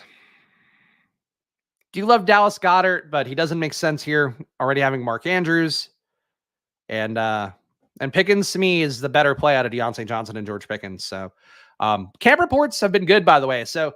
It's kind of weird because some of the guys that I've really planted my flags for, I want to have these effusive, ebullient kind of camp reports about them.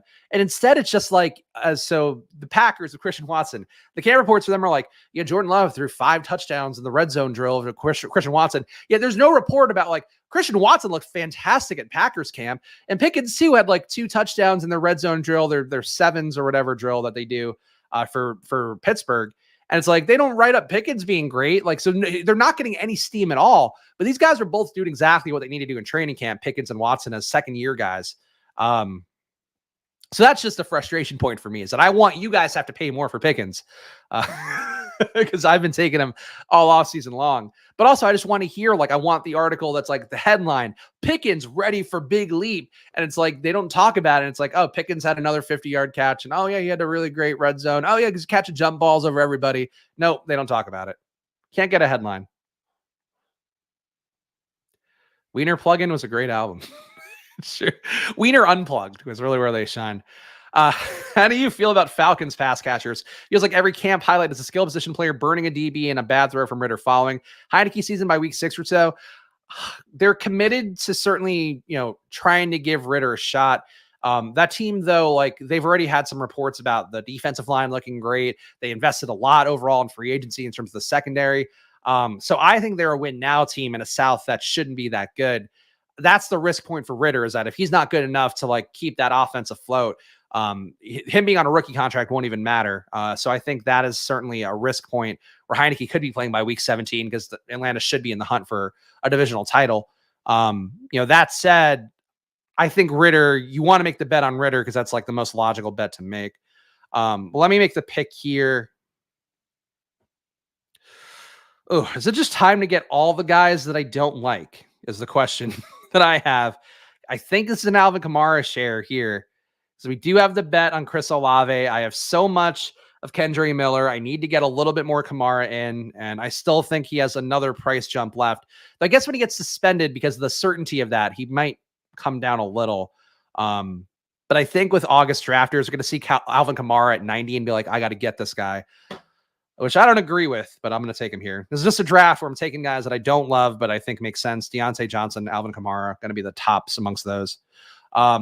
Yeah, but for Atlanta, though, I think you still want to make the bet on Ritter as being the reason why that happens.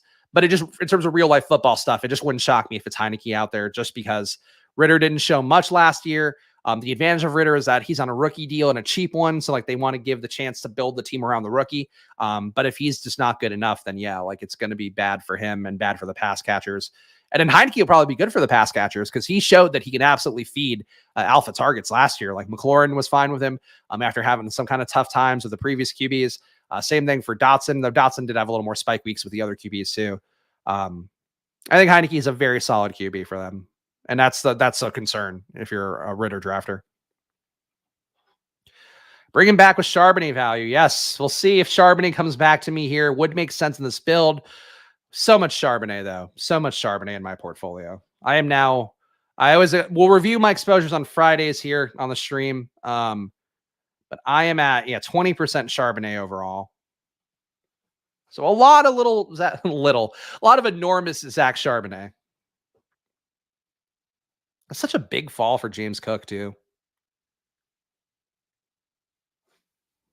But let's see. Nico Collins. Okay. Huh. When's my next pick? Is Freiermuth going to come back? Probably not. James Cook is such a big value. Charbonnet makes more sense for the correlation. I am going to take James Cook here because I do believe in him, and a 10-pick ADP discount is a little bit too much to ignore. I have so much Charbonnet. And like, he does make sense as a week 17 bring back for Pittsburgh, but Cook at a 10-pick slide is too much. It's too much. Charbonnet with significant shoulder injury. Oh, Walker was out.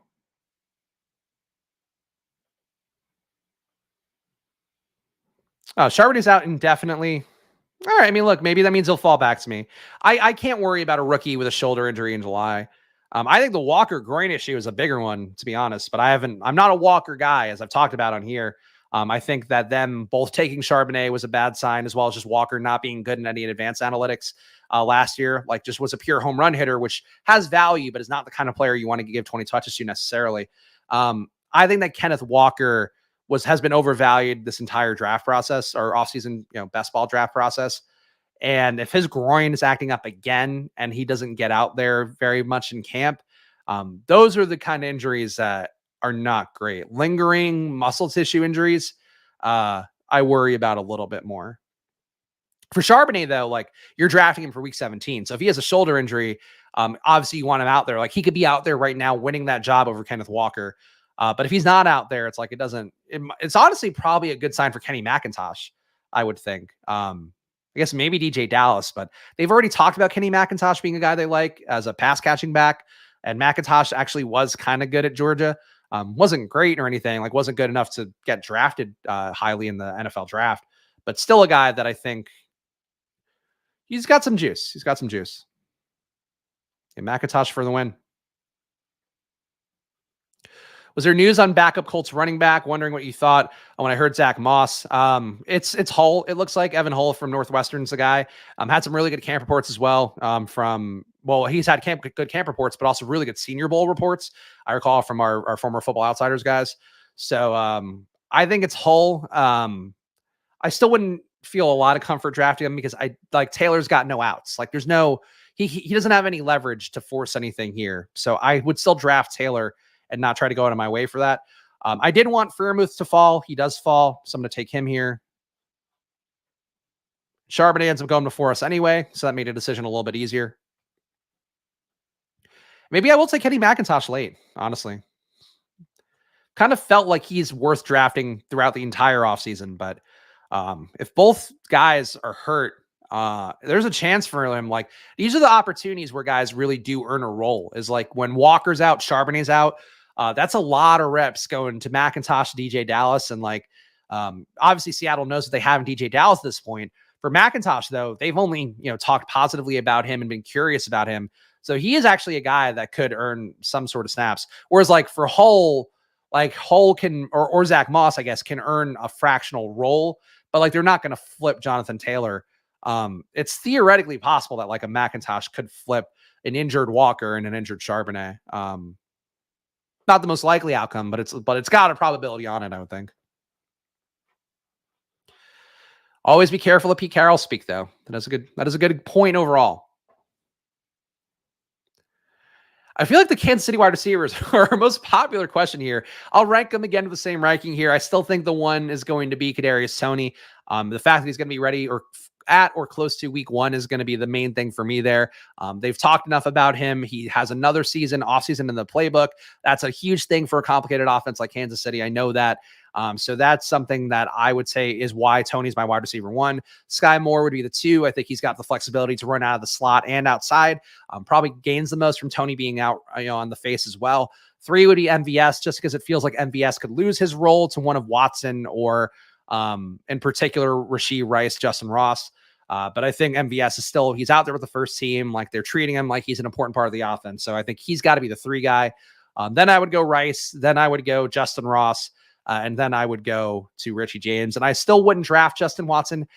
Though we talked about it a little bit on Friday, I kind of think Justin Watson should get drafted ahead of Richie James, just relative to the roles, relative to like, James is just a waiver wire vet guy. Like we like him because he's had good fantasy games, but to teams, he's just a waiver wire vet guy. And Watson's had, 3 years in this offense now, or this will be his 3rd year in this offense. And he's running with the first team for some portion of reps too. I think Richie James is like overvalued as relative to a 17th round pick. All right, we're on the clock. Nothing to do with Pittsburgh here. Could use another running back. We have Kamara. I think let's just reach for Warren here and really increase the bet on Pittsburgh. So he'll be our 4th running back. We have Akers, Kamara, Cook, Warren at running back. At receiver, Cooper Kupp, Chris Olave, Drake London, Deontay Johnson, George Pickens. And at tight end, Mark Andrews, Pat Freiermuth. So really starving out at QB so far, but I think feeling pretty good about the other positions. Maybe could have used one more receiver in. But otherwise, I like this build. Solid, but unspectacular build. Real workman-like build here in our 2nd draft of the day. Anybody doing anything good? How did the Tonavelli guy dig out? All right, so he's just not correlating anything, it looks like. He correlated more in Fields. Didn't get any Eagles. So naked Jalen Hurts. Yeah, Tonavelli did not salvage the sniping of Justin Fields well enough to justify him sniping me on that.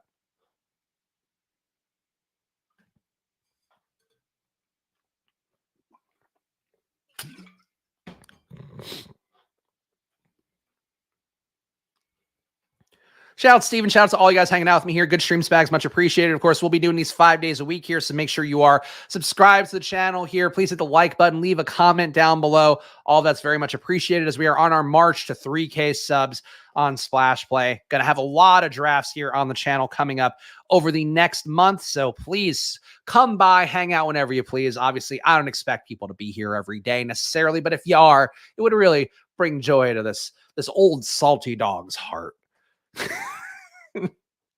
I don't call myself a salty dog nearly enough. Oh, here we go. Ugly but doable, as my mom's math teacher and exes would say. Thank you, Tyler. I promise you I would read your chats out loud, and I stand by that, no matter how horny or self-deprecating they may be.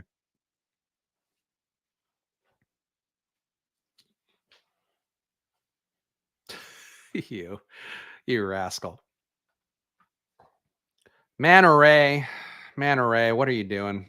Just taking QBs. This is a room, honestly, I should advance in, I think. Maybe our guy Edwin's team, I think, is looking pretty good. Besides that, though, really doesn't feel like a room that's wowing me with what's been done so far. Pickett is so far down. Or did somebody reach for him already? Okay, nobody's taken Pickett yet. Just got to make sure. A rare Van Jefferson share. Seems like the time. This is really going to be one of those builds that I look at and I go like, God, this does nothing for me. Like, I really don't love Ram stacks. Kenny Pickett I do like, so that's fine. But like a Stafford, assuming I can get Stafford and Pickett team, not sexy, but also the kind of QBs that actually do generate value for their stack.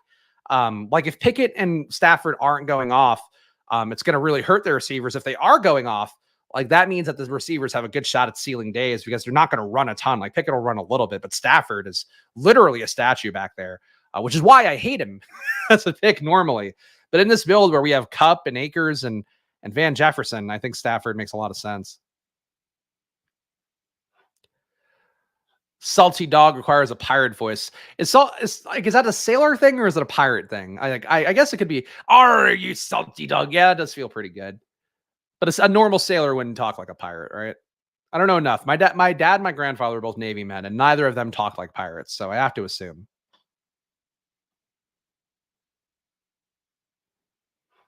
You're not loving the draft either. It's a weird draft. It's been a weird draft. Like I think I got adequate values, but just once I didn't get Fields, I felt like I kind of lost the rhythm of this a little bit. But it's still a solid team. Like if I get the double stack on Pittsburgh and the Rams, I think pretty good. I think pretty good. That's the tough part too that I've realized, like from doing these draft streams, is that sometimes there are streams that people really like on, like you get Jalen Hurts. People usually like that on a stream, and people like, and I too, if I see like a Stafford Pickett stack team, I'm like, well, okay, cool. That's a team, all right. But ultimately, like those teams are just as live to win it all at the end of it, and especially with how I view best ball, which is it's just all about getting lucky with those combos, having them be competent enough to keep you afloat. Like that's really what matters the most here. So like Stafford with Kupp and Jefferson, not sexy at all, but like does correlate in the way where Stafford's getting there if Kupp gets there. Pickett is going to get there if one of Deontay Johnson or Pickens or Freiermuth gets there. Like the build makes perfect sense. It's just not like fun. It's just not one that's like lighting the world on fire.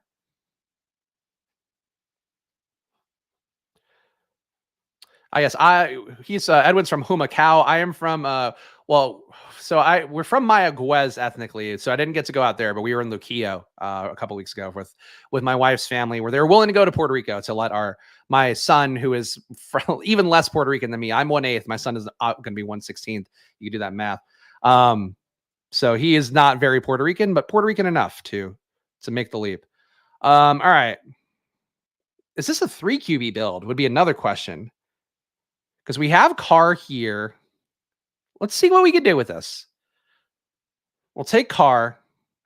I just can't imagine there's going to be a lot of competition for Matt Stafford unstacked, though there are some maniacs in the room, so it is possible that there will be. And I also still feel like, by the way, that adding Derek Carr to this team of aspiring to be a Matt Stafford, Kenny Pickett team still doesn't make it feel fun or sexy. So this is still a real working class team here, no matter what. This team is like getting a job in IT, not fun, but pays the bills. That's a good way to sum it up. A good day at the draft coal mines here. You feel the coal mine experience more on DraftKings than you do on Underdog. But when you build a team like this one, I feel the soot in my lungs accumulating here as I'm just chipping away, going, it ain't much, but it's honest work. That's me drafting Derek Carr and Matthew Stafford. God, just old statuesque QBs.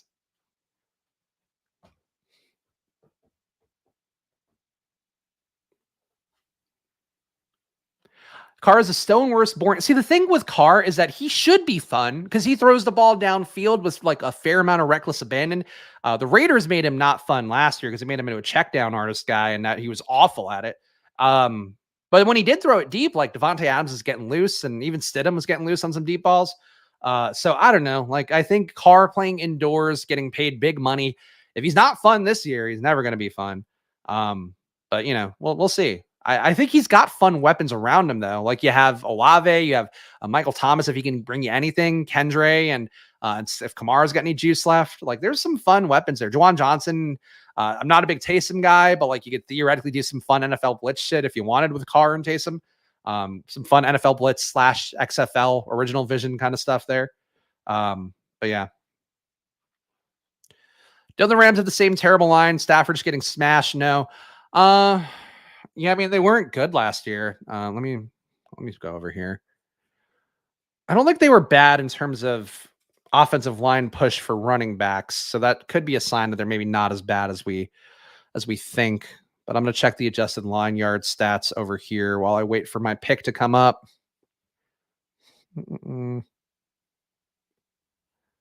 DVOA. And again, adjusted line stats I use are from Football Outsiders, but I think adjusted line yards is a stat you can find in a couple spots.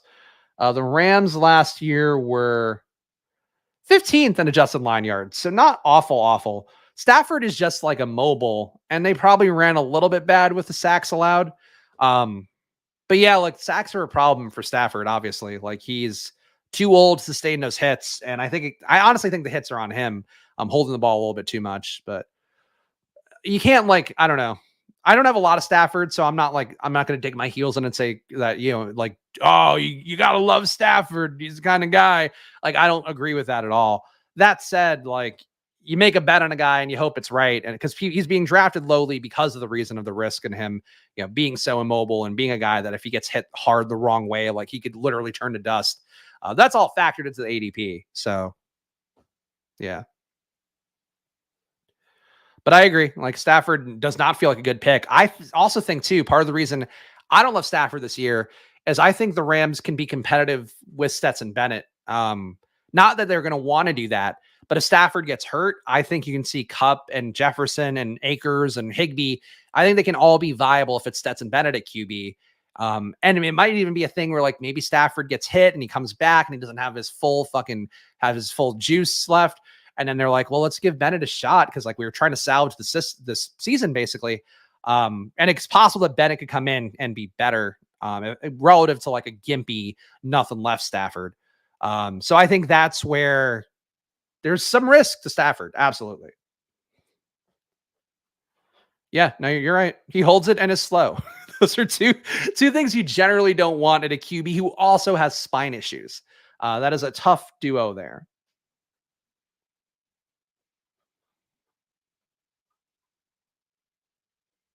All right. Everything's aligning decently for us here. Barring no snipes from one of these fucking weirdos I'm picking before me, we should be okay for a nice little 3 QB build. Maybe a little thin at running back, but that's okay.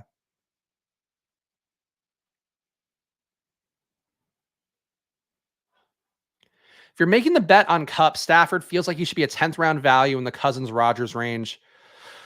Yeah, I would put him a little lower than those guys just because of the Super Bowl odds being pretty low for him. Like Rodgers, I will say it for the Jets a lot, is that they are a top 7 Super Bowl odds team. So that should matter a little bit more.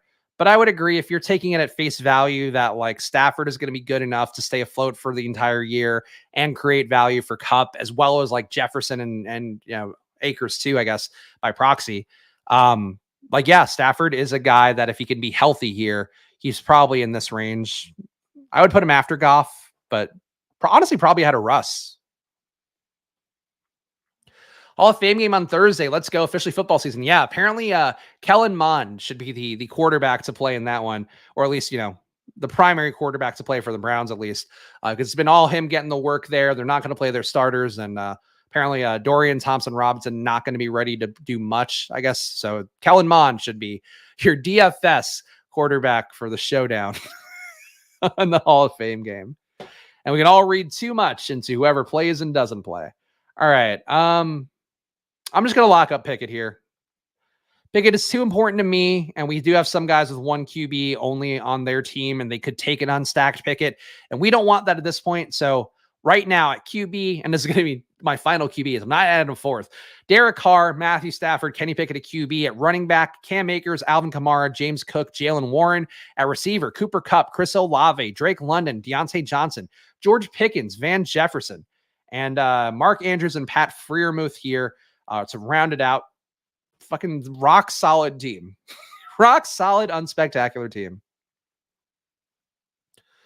Moss broken arm in practice. Zach Moss, are we talking about?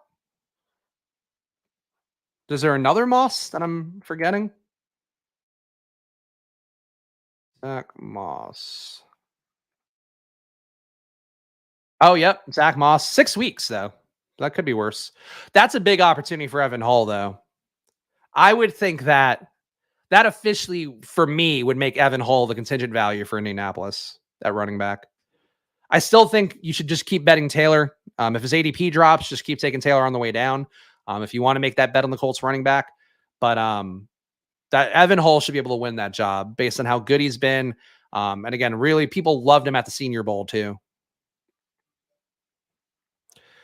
Tim Patrick being carted off. That was one thing that Mitchell Schwartz, the lineman for the Chiefs, was saying, is that don't read too much into carting off in the training camp period of things, because sometimes it's like the buildings don't have convenient access to things, and it's like uphill stuff and whatever. So he said don't worry about that quite as much, though obviously then we saw Jalen Ramsey get carted off and have an MCL tear. So not always going to be the case, but the carting off just less serious and training camp than it is otherwise. Deion Jackson is still there, yeah. New coaching staff, though, and they drafted Evan Hull. I would go Evan Hull's way more. Hull is like a bell cow kind of back. 24.3 intended touches per game. Last year wasn't great EPA per rush, but he was playing on Northwestern, so you can kind of forgive that. Pretty good catch and passes, too. 5.8 targets per game for Evan Hull. 0.101 EPA per rush, 28% target per route run rate. Pass catching role with a mobile QB, never the most exciting thing, but Hull's just like a sturdy kind of guy.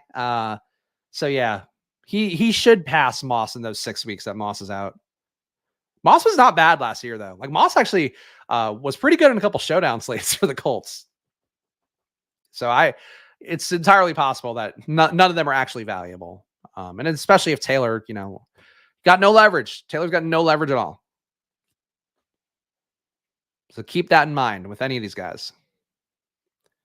That's apparently Patrick threw his helmet and screamed, investigating his lower leg.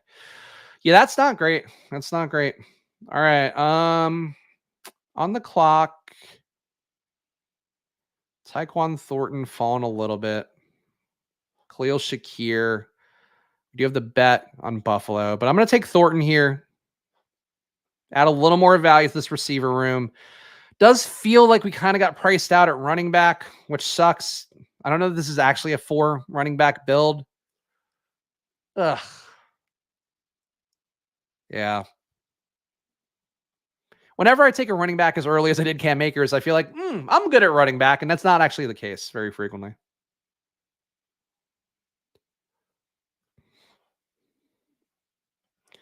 To be frank, though, wouldn't they want one of the most talented running backs in the league to help out their rookie QB? If we're talking about the Colts, I mean, they absolutely want Taylor out there, but they're not going to I don't think they want to pay him. They've been pretty clear about not wanting to pay anybody with what happened last year season-wise. And 2, Taylor wasn't good on paper. He wasn't, I'm not I still would draft Taylor. I still think that it's still a situational thing. But Taylor, -1% rushing DVOA, -45% receiving DVOA, -0.42 EPA per target, -0.1 EPA per rush. Those are really bad numbers. 22% avoided tackle rates like league average, so he can get back if they have a better offensive environment. But yeah, I don't know. To me, if the Colts could get anything of value in a trade package for Jonathan Taylor, I would do that in a heartbeat. And just because he's like the definition of those guys that I think are kind of replaceable, and you give him 20 touches or you split up 20 touches amidst 4 guys, 3 guys, they're going to give you similar value. But it's bad optics. It's especially in this current economy. And I even think what Jim Irsay said publicly was just a bad look to be saying that when that you have to employ running backs and they are clearly all very frustrated with the situation. You shouldn't dunk on them on the way out. But that said, I think Taylor and Saquon are the 2 guys. That's why Saquon signed his deal, was that the more time he missed, the more likely it would have been that they just go out there and they're Matt Breida is looking pretty good. Eric Gray is a rookie and he's looking pretty good, got fresh legs. That's the risk profile of any of these guys. Is if you're not out there and the team is actually good without you, if Zamir White comes in for the Raiders, it's what's Josh Jacobs' value? If Zamir White is just as good, that's the risk. How do I feel about Jordan Love? Good. Feel good about him. He's young. He's going to make mistakes, but I think the Packers are very motivated to be a solid team this year. So obviously every team is, but I think in particular with losing Aaron Rodgers and some of the squabbles they've had, I think they in particular are. Okay. We're on the clock, though. This to me feels like a build where we can take Cordell Patterson. Got a little bit blocked out at running back. But we had the bet on Drake London. We don't have one of the running backs from Atlanta. So I think this is where Cordarrelle Patterson does make sense to tie it all together here, to do a callback. So the taking Cordarrelle Patterson at 151 last draft. This is where I think you take him, is that you're a little bit light at running back and you want some gimmick touches for somebody here. So that's why I'm taking him. And I might take another running back in the last round, but we'll see. So remember, everyone's saying he was on par with Chubb's advanced stats, didn't keep up last year. Yeah, Chubb is worlds ahead of where Taylor was last year. Like Chubb, we talked about in one of the previous streams, like Chubb is one of those guys that I don't see anything you could poke a hole in. 19% rushing DVOA, 14% receiving DVOA, 0.01 EPA per rush, and that's with so much volume. 0.07 EPA per target, again, with some volume, but not enough. The issue is, like, is he going to get the pass game work? Does feel like they just don't want to throw him targets, even though he's been perfectly good getting targets. But if he does get those targets, like he's a literal league winner. He's one of the running backs that I would say could be a league winner, is Nick Chubb. If things just align perfectly for him. Jameson Williams throwing punches in practice. I mean, yeah, probably lost a bet. that'll get you worked up sometimes.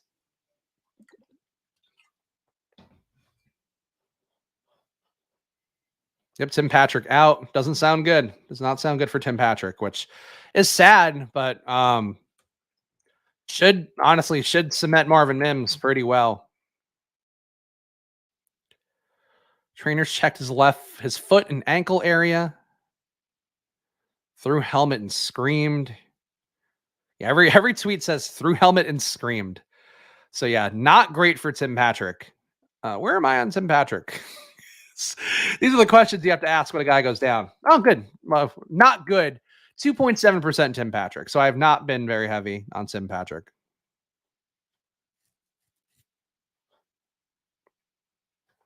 But yeah, that sounds bad. And Patrick is old too, so probably an avoid on Tim Patrick, which sucks for a lot of people because he's been getting drafted highly in the last few weeks. And it sucks for him. And yes, and I did just draft him. You are correct.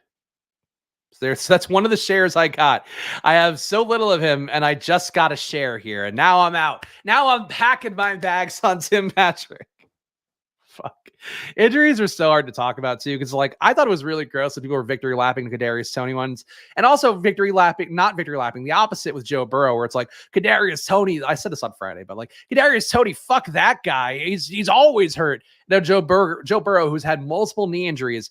Oh, Joe Burrow, like how could this happen? Why does God give his toughest battles to his strongest soldiers? And it's just like, we have to be pretty equitable about injury stuff, I think. I'm going to take Ty Chandler here just to give me one more running back. So we have a 3-6-7-2 build, which is one that I like. I would say a 2-6-7-3, probably my most frequent one. But Derek Carr, Matthew Stafford, Kenny Pickett at QB, running back Cam Akers, Alvin Kamara, James Cook, Jalen Warren, Cordarrelle Patterson, and Ty Chandler. And then a receiver, Cooper Kupp, Chris Olave, Drake London, Deontay Johnson, George Pickens, Van Jefferson, Tyquan Thornton, Mark Andrews, Pat Freiermuth. Would have liked to have gotten to Miami back, but Jeff Wilson didn't fall to me at the end, so that's what happened there. But solid team, unspectacular team, nothing too crazy there. There we go. Yeah, nothing in chat here. So nobody else has gotten hurt over the course of me reading my team. So that's a positive one. Let's call it a wrap here, though, guys. Shout out to everybody who drafted with me. Of course, I'll be back here after we do the stream tomorrow with Pete. Again, I do believe that's just going to be one stream on Pete's channel, but I have to check in with him. So you'll know when I do basically here, but there will be 5 days a week of drafts on Splash Play. So make sure you are subscribed to the channel. Hit the like button down below. Leave a comment with anything you want at all. I'm happy to reply, happy to give you some feedback or just what I'm viewing as a player take, whatever the case may be, but always appreciate hearing from you guys. So feel free to leave a comment down below. Follow me at Chris Spags. Follow this show at Splash Play Pod. And of course, join down below, $4.99 a month if you want team reviews, if you want help on slow drafts, if you want my player takes, whatever you want from me, I'm happy to give it to you if you are going to be a part of the Splash Play family here. But appreciate all you guys hanging out with me. Again, we'll be back tomorrow with Pete for the early part, and then we'll be doing a stream here right afterwards. So come hang out then. I'll see you guys, and please, players, to be safe. No, I don't want anybody else to get hurt today. We've had enough. This has been enough injuries for one day, one stream. No more injuries, guys. All right, see you tomorrow. Bye.